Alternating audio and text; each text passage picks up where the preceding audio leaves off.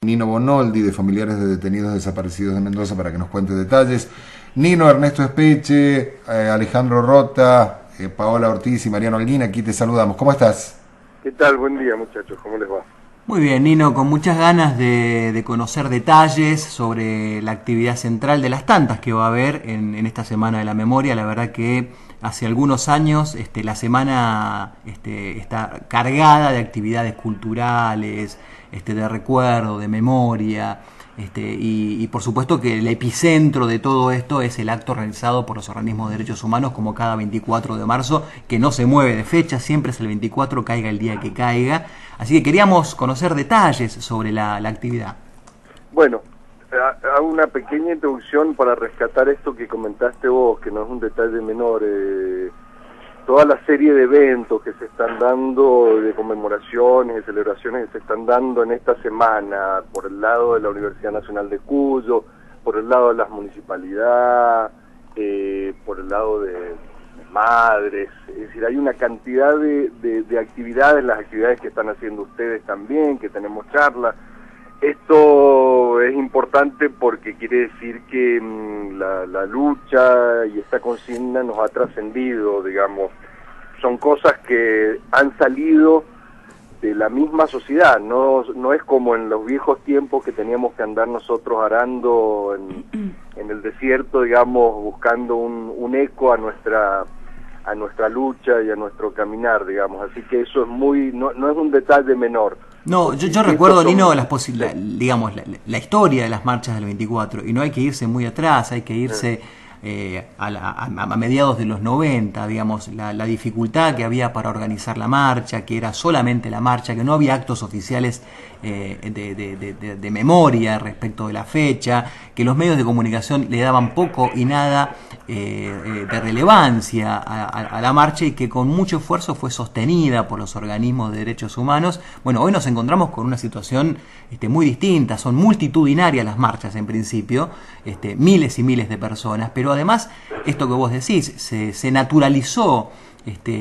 y fue apropiado por la sociedad este momento del año, este momento del calendario, como un momento de repudio al genocidio y de nunca más, en términos de defensa de las garantías democráticas, respecto de las libertades democráticas y el pedido de justicia. Esto no es casual, esto hay que marcarlo porque no fue siempre así.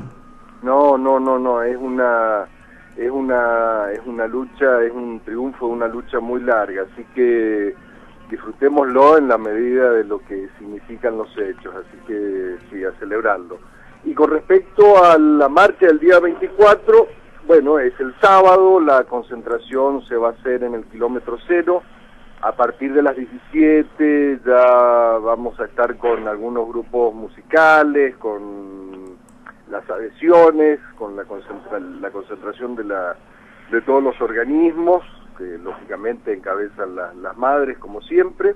Vamos a partir del kilómetro cero, de Garibaldi y San Martín, y nos vamos a encolumnar hacia el sur para marchar por calle San Martín hasta Pedro Molina. De ahí subiremos hacia el oeste, pasaremos por tribunales federales, y la marcha la vamos a concluir en el D2.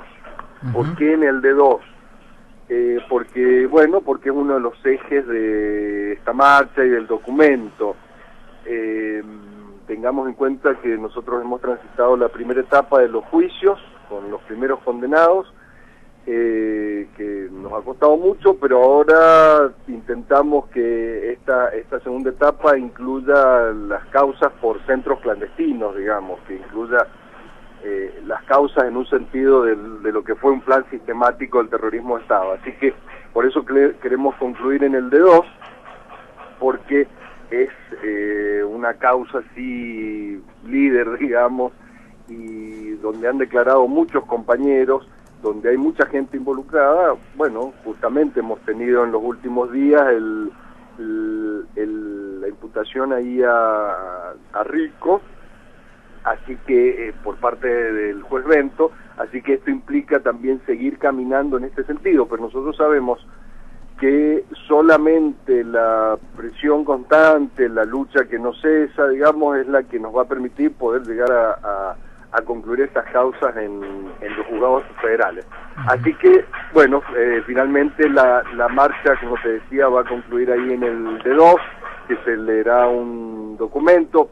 Pensábamos contar con la presencia de Bayer, pero bueno, él está en un acto ahí en el Cine Teatro Universidad y estaba dificultoso para que pudiera concurrir, pero bueno, haremos alguna fuercita a ver si podemos... Sí, tenemos en ese sentido un dato. Nino va a estar en la radio temprano, participando del programa El Alegato, que es un programa que la radio tiene específicamente vinculado al seguimiento de las causas por delitos de lesa humanidad. Va a estar aquí en la radio, en el auditorio de la radio. Tengo entendido que de ahí va a la marcha y que después se va al Cine Teatro Universidad para su presentación, así que probablemente esperamos eso porque sobre el final de la marcha, no va a poder hacer todo el recorrido, pero sí sobre el final. Lógico, lo necesitamos, el mejor vino es para el final. Es así. Nino, ¿cuál es la consigna que encabeza la marcha este año? Porque todos los años se define una consigna o un eje convocante en particular. Mira, este año son varios. ¿Por qué? Porque como te decía antes, nosotros antes teníamos una lucha muy directa puesta en llegar a los juicios, a la justicia ya. Bueno, ahora este camino que hemos recorrido y que ha abierto un espacio mucho más amplio hace que las consignas también se abran. Entonces, por un lado nosotros hacemos un reconocimiento de los logros que hemos tenido, ponemos el acento en los avances y en la necesidad de institucionalizar estos logros, como son el protocolo del Comité contra la Tortura, como son la adhesión de instituciones, como decíamos recién, la Universidad Nacional de Cuyo. Nos expedimos también en contra de la llamada ley antiterrorista, digamos, entendemos que esto debe ser revisado, digamos, a la luz de los tiempos que estamos viviendo, y de no criminalizar ninguna protesta social, digamos. Así que esto lo hemos visto por parte de algunos gobiernos provinciales. Entendemos que el gobierno nacional debe tomar cartas en esto porque creemos que la línea de no criminalizar la protesta y de reprimir que ha tenido el gobierno nacional por ahí no se ha visto muy respetada a nivel de los gobiernos, de algunos gobiernos provinciales. O de algunos sectores de la justicia que ordenan desalojos, ¿no? Claro. Entonces, bueno, evidentemente esto es la larga lucha, digamos, es la larga lucha. Las cosas han pasado a que tienen que tomar un Estado institucional y un Estado institucional dentro de la sociedad. Entonces estas cosas, bueno, no se dan mágicamente, digamos, estos son muchos estamentos que hay que mover. Entonces, bueno, tenemos eso también como un eje. Y concluimos con la exigencia de las causas que te comentaba recién, que están dentro del ámbito de lo que fue el centro clandestino de represión del D2, para que la justicia federal las pueda tomar en su conjunto y llevar adelante, digamos, de alguna manera un juicio ejemplar en este sentido. Sí, ayudaría además a la celeridad de las causas que la acumulación de las mismas, están dispersas, ¿no es claro, cierto? no sea de modo aleatorio, sino que se organicen por centros de detención. Eso ayudaría muchísimo, ¿no? Lógicamente, porque esa es la forma de entenderlo del terrorismo de Estado. Exacto. Y después hay un párrafo final para el tema de las imputaciones que se han hecho por parte de víctimas de delitos comunes, como hemos tenido el caso de los padres de Matías, de Micaela o de ese último muchacho, contra los organismos de derechos humanos. Bueno, brevemente nosotros entendemos que los organismos de derechos humanos somos los que más hemos luchado por verdad y justicia, es decir, nosotros no hemos luchado solo contra un delincuente, hemos tenido que luchar contra miles de delincuentes y contra un Estado terrorista. Es decir, las víctimas de los delitos tienen que luchar contra un delincuente. Bueno, nosotros los entendemos sobradamente porque hemos tenido que luchar contra miles y hemos llevado nuestra lucha de 36 años por verdad, memoria y justicia, sin que haya una sola venganza personal de parte nuestra hacia la gente que realmente tampoco le hemos pedido pena de muerte para muchos genocidas que seguramente la merecerían sobradamente. Entonces sobre esto nos expedimos, que los organismos de derechos humanos somos los primeros que debemos ser reconocidos como luchadores por la justicia, y que solo con memoria, con verdad y justicia para todos podemos construir un país. Es decir, que la justicia y los derechos humanos son para todos. ¿Qué implica para todos? Implica para las víctimas y para los victimarios, digamos. Es decir, eso es lo que han tenido los asesinos de nuestros compañeros. Han tenido el derecho a la defensa, a un juicio justo, a una cárcel sin torturas. Entonces eso es lo que nosotros pedimos para todos. Lo que pasa es que, bueno, lógicamente, sobre este dolor de la gente se encolumnan los sectores de mano dura, los sectores que defendieron a Aldo Rico, a Patti, a Bloomberg, con los resultados desastrosos que eso conllevó, y se suben a ese dolor para hacer poco la proclama fácil de como en el lejano oeste, digamos, que lo ahorquen, e ir a la plaza y que ahorquen a quien. Bueno, justamente eso es volver 100 años atrás, ¿no es cierto? Entonces ponemos un párrafo y un énfasis en ese tema para que se reconozcan nuestro respeto por los derechos humanos y nuestros años de lucha sin venganza hacia los criminales del genocidio. Por último, una última consideración a modo de pregunta, en realidad una doble pregunta. Considerando esta larga marcha que tiene que ver con la historia del movimiento de derechos humanos, desde mi perspectiva, y ahí creo que podés coincidir o no, y esto quiero preguntártelo, hubo un cambio en la cultura de derechos humanos, una cultura, en principio, que fue muy claramente una cultura de resistencia, frente a las memorias oficiales establecidas respecto de la dictadura, a la impunidad, a la injusticia, a las políticas del olvido. De esa etapa de la resistencia o de esa cultura de la resistencia se abrió un nuevo camino que es distinto y que ubica la cultura de los derechos humanos un poco en el centro de la agenda para construir otras demandas y para ampliar el cuerpo de demandas y el campo de reivindicaciones hacia una sociedad democrática en toda su dimensión. ¿Cómo se dio este paso de la cultura de la resistencia a esta otra cultura más ampliada y mucho más a la ofensiva por parte del movimiento de derechos humanos, si es que considerás que hubo un cambio de estas características?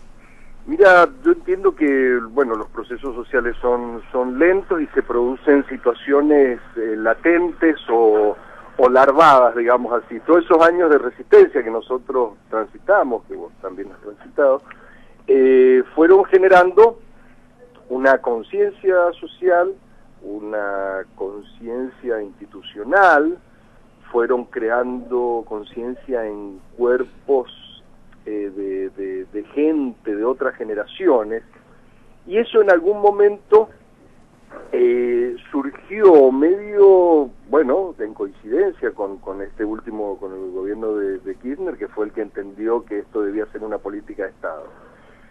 Lo importante de esto, ahí coincidiendo un poco con vos, es que nosotros debemos entender que las cosas buenas que hace un gobierno las hace una sociedad y le pertenecen a la sociedad.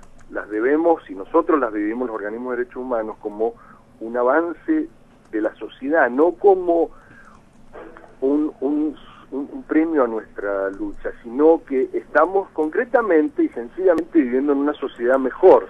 ¿Por qué? Porque toda esta institucionalización de los derechos humanos, la apertura de los juicios, las condenas, nos ha hecho ponernos en un estado, y si no comparemos con el resto de Latinoamérica, ejemplar.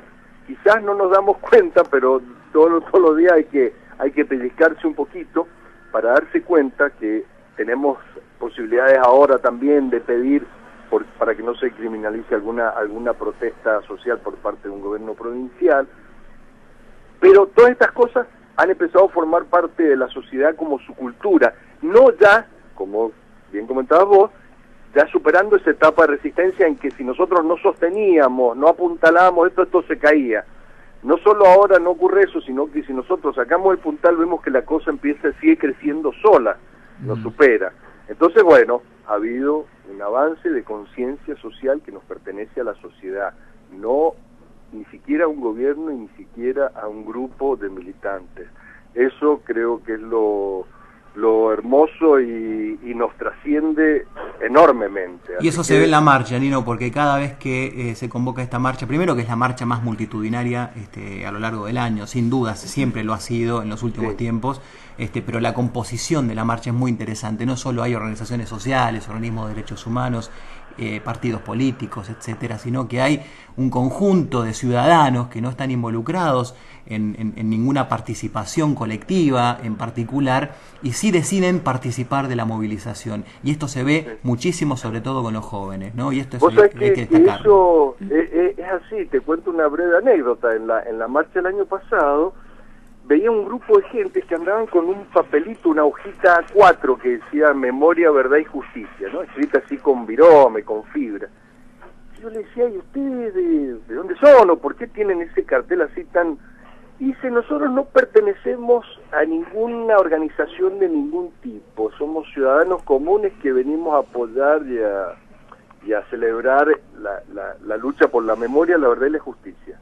Así es simple, con un papelito A4 colgando del cuello. Entonces, bueno, joder, miércoles, son años de lucha, pero comparémonos con el resto de América, estamos dando un ejemplo digno de nuestros compañeros, dignos de las madres, de las abuelas, de los hijos, así que, bueno, es un gran momento, pero el camino sigue. Un abrazo, Nino, enorme desde la radio pública, a vos y en tu nombre, a la Asociación de Familiares de Detenidos y Desaparecidos.